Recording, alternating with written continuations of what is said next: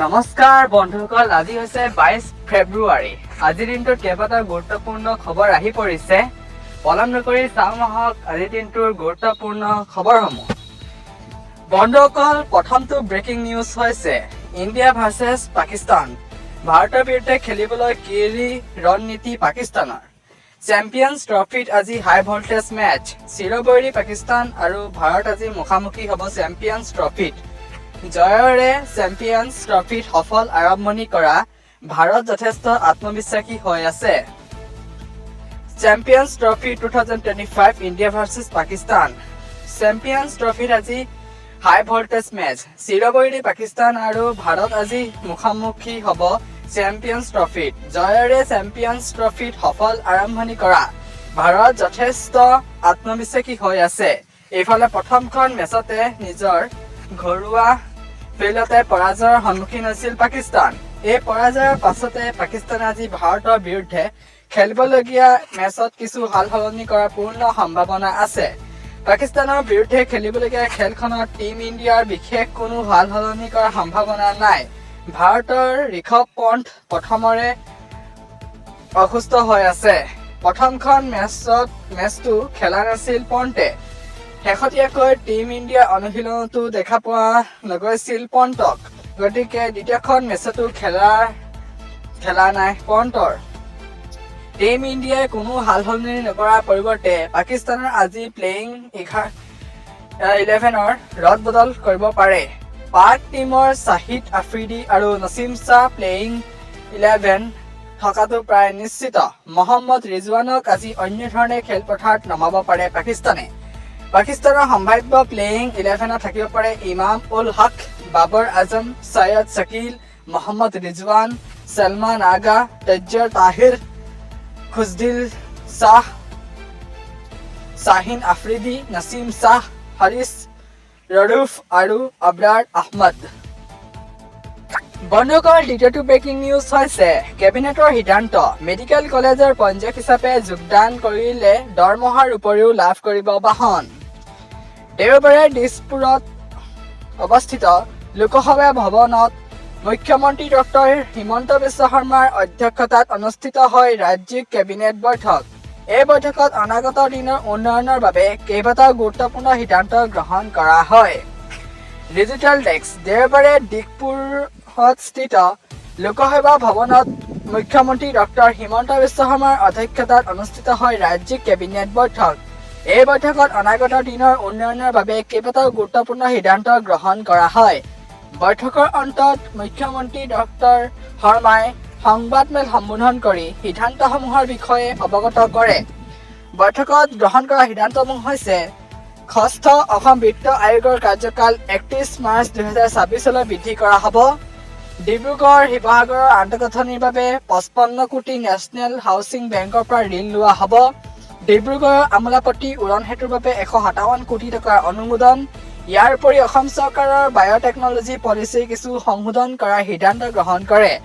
Textile and apparel policy 2025ত অনুমোদন কেবিনেটৰ। Medical কলেজৰ পঞ্জীয়ক হিচাপে যোগদান কৰিলে দৰমহাৰ উপৰিও লাভ কৰিব একোখনকৈ বাহন। এই বাহনৰ বাবে বেংকৰ জৰিয়তে চৰকাৰে 15 লাখ টকাকৈ দিব। আনহাতে মূলধন চিকিৎসকগৰাকীয়ে দিব আৰু ঋণৰ ধন চৰকাৰে দিব।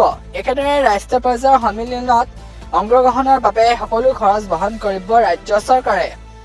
এছিয়াৰ যিকোনো এখন দেশত সন্মিলনত অংশগ্ৰহণ কৰিব পাৰিব আৰু ইয়াৰ বাবেও চৰকাৰে খৰচ বহন কৰিব। প্ৰতি 3 বছৰৰ অন্তত ইউৰোপ বা আমেৰিকাৰ শৈক্ষিক সন্মিলনত অংশ ল'ব পাৰিব। ইয়াৰ খৰচো ৰাজ্য চৰকাৰে বহন কৰিব বুলি অৱগত কৰে। উল্লেখযোগ্য যে এই পূৰ্বে এই সুবিধা কেৱল এইমছতে আছিল। এতিয়াৰ পৰা মেডিকেল কলেজৰ অধ্যাপকসকলেও এই সুবিধা লাভ কৰিব। বন্ধুসকল, পৰৱৰ্তী ব্ৰেকিং নিউজটো হৈছে দিল্লী বিধানসভাত মুখ্যমন্ত্ৰী আৰু বিৰোধী নেতাৰ ভূমিকা 2 মহিলা। অধিৱেশন আৰম্ভ হোৱাৰ পূৰ্বে আম আদমি পাৰ্টিৰ বিধায়ক তথা প্ৰাক্তন মুখ্যমন্ত্ৰী আতিশীক বিৰোধী দলৰ নেতা হিচাপে নিৰ্বাচিত কৰা হৈছে।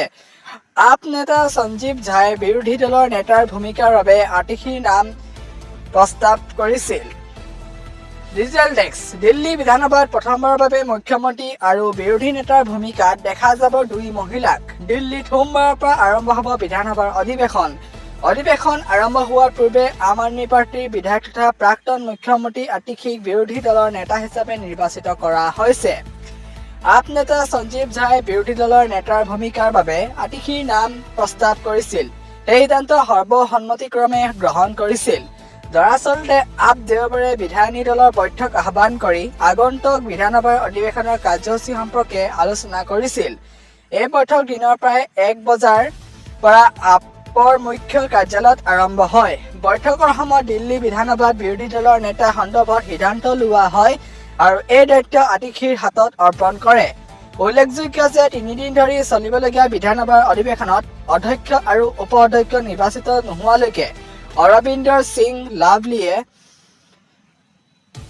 প্ৰথম অধ্যক্ষ হিচাপে দায়িত্ব গ্ৰহণ কৰিব। লক্ষণীয় যে 24 ফেব্ৰুৱাৰীৰ দিনৰ 2 বজাত বিধানসভাৰ অধ্যক্ষৰ নিৰ্বাচন অনুষ্ঠিত হ'ব। 3বাৰৰ বিধায়ক বিজেন্দ্ৰ গুপ্তাক বিজেপিয়ে পৰৱৰ্তী বিধানসভাৰ অধ্যক্ষ হিচাপে মনোনীত কৰিছে। বন্ধুসকল, পৰৱৰ্তী খবৰটো হৈছে শিলচৰ তিনিচুকীয়া এক্সপ্ৰেছত অগ্নিকাণ্ড। ৰাজ্যত পুনৰ চলন্ত ৰেলত অগ্নিকাণ্ডৰ ঘটনা সংঘটিত হৈছে।